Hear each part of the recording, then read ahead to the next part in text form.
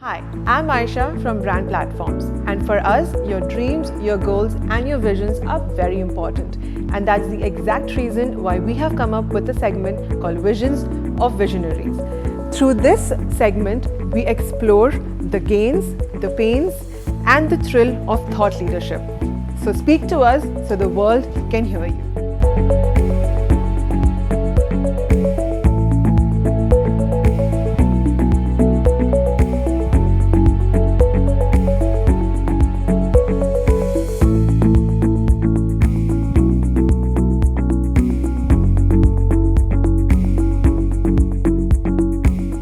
Hi Nabia, how are you doing? Hi, I'm doing very well. That's great, and we're really happy to have you here. It means a lot to me. Yes, so basically we have this series called Vision of Visionaries where we introduce entrepreneurs who have just started and they're doing amazingly well, and we love that about you. Thank you. And you are our first guest, and we couldn't be happier than this. But I know your journey. I would want our audience to know your journey. So what is Nabia's journey? I've always been enthusiastic about entrepreneurship. I mean, it's I've seen my parents, become the entrepreneurs that they have, and I think it's a kind of world where you can do anything. Yeah. And if it's great, then I mean your whole life is set. And I kind of wanted to always go down that path. Okay. And it's something that I started exploring since I was in high school. So I was in the 12th grade. I had just finished my AS level exams, and I was part-time trying to make this whole business where I was looking into marketing and marketing on cups and things like that. That itself was a really innovative idea. Okay. And I worked on that project, and then I kind of kept quiet. I thought that the next best thing, or what Nabia is supposed to do, will come to me. Right. And it came to me in the most unexpected way, where I came across a product which is a glass art, and I was truly inspired by the way it looked. And I realized that there's this niche in the market that there's this gap in the market that needs to be fulfilled, where you have products that you can buy from Amazon, which are those cute quirky products. Right. They either take days to ship or the quality sucks. Yes. And we wanted to come in between that, where we ship quicker but the quality is also amazing. Right. And that's a gap that I saw in the market, and that's where Nabia Creates came in. When you wanted to start, did you face any failures? Did you face any hiccups? What difficulties were you faced with, and how did you overcome? I think as an entrepreneur, you face failures every day. True. Every day there is a new problem that you have to solve before you go to bed. In terms of hiccups or failures per se related to the big business or things that were big enough, I don't think there were any such. Like every business, there are problems with customers, customer service, delivery, logistics, pricings, and then things not coming out on time, and setting expectations for yourself that you can't always meet. Right. In the sense, if that's looked at failure, then that's a part of everyday routine.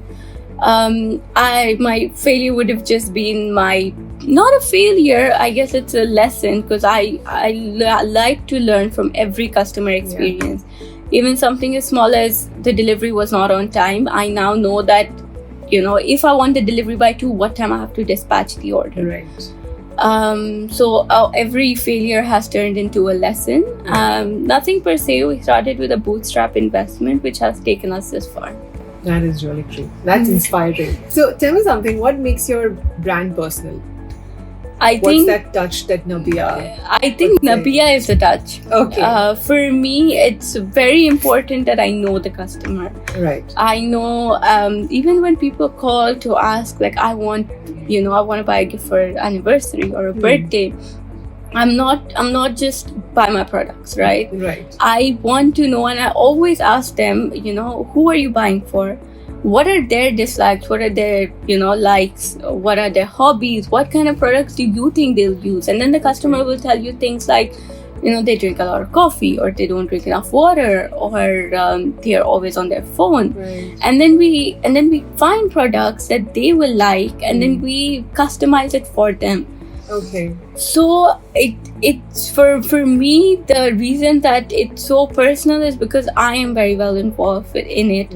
And for me, it's very important that when you pay us any amount of money, you're happy with what you're getting. Right. And I think that's what's taken us this far. That's nice. So there was one thing when I was seeing your Instagram profile, one thing that really caught my eye was your quarantine boxes. And I don't think I've seen anybody do that as of yet, and I loved that idea. I mean, I hope I don't get COVID, but if I do, I would want that box for myself. So tell us, how did you come up with the quarantine boxes? What was the idea behind that? So honestly, I thought of it like right before going to bed. That's usually when my brain is the most active, when it's not ready to go to bed. So I was just in bed one day and I was like, because that's when very recently, I think about last month, cases started rising rapidly again. So we started touching about 3,000 cases a day again, which is not something we've seen for the past year. Yeah. And I was like, there are so many people in quarantine. I was in quarantine. Okay. Right. So I was like, I would have loved this kind of a box. Right. That's when I came up with it. Your entrepreneurship journey has started when you were 16. Yeah. So, and you've come this far. You've tasted failure with one product or one idea, and the second one hit it off. What would that one piece of advice you would give to other girls out there? Because I'm sure your story would touch the girls, women out there, or just basically anybody who wants to venture into entrepreneurship. What would your advice be to them?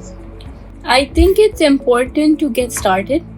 I think that's the best advice that I can even give my past self, and that's the thing I would tell myself even back then and even today, that it's important to start, even if it's just a step, even if it's just 1 hour a day, because it actually leads to something amazing, right? You feel like it's not going to do much, like I'm just putting in an hour, that doesn't even matter.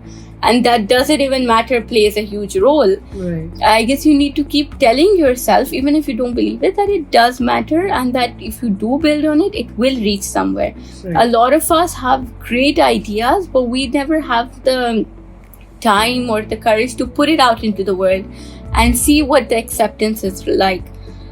So for me, it would be just to start and to take it easy. So I've always been hard on myself. And why isn't this working, but I think it's the right time for everything, and it's important to let life play itself out. One last question before you go. It's been lovely chatting with you, but we just don't want to let you go. But here's the last question.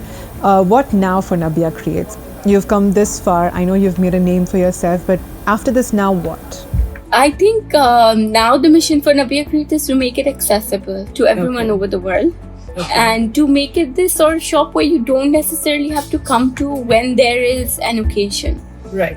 But, the sort of feel good, one-stop solution where you can buy things for yourself. Like I'm wearing this sweatshirt, which is for a Valentine's collection. Okay. It's great as a present. It's great for yourself. And that's a path that we've taken, we've explored, and it's also done well. But to make it accessible in more countries, to reach out to more people that we're doing this, and it's you should check it out. I think that's the whole idea that we are going for in the next year. That's nice, and I hope we at Brand Platforms play, even if it's a small role. I hope we play. I'd absolutely love that to get you out there and make you more accessible. It's been an honor coming down here. Really. Thank you so much for coming here and having this chat with us, and we look forward to more and more chats. Lovely. Thank you so much.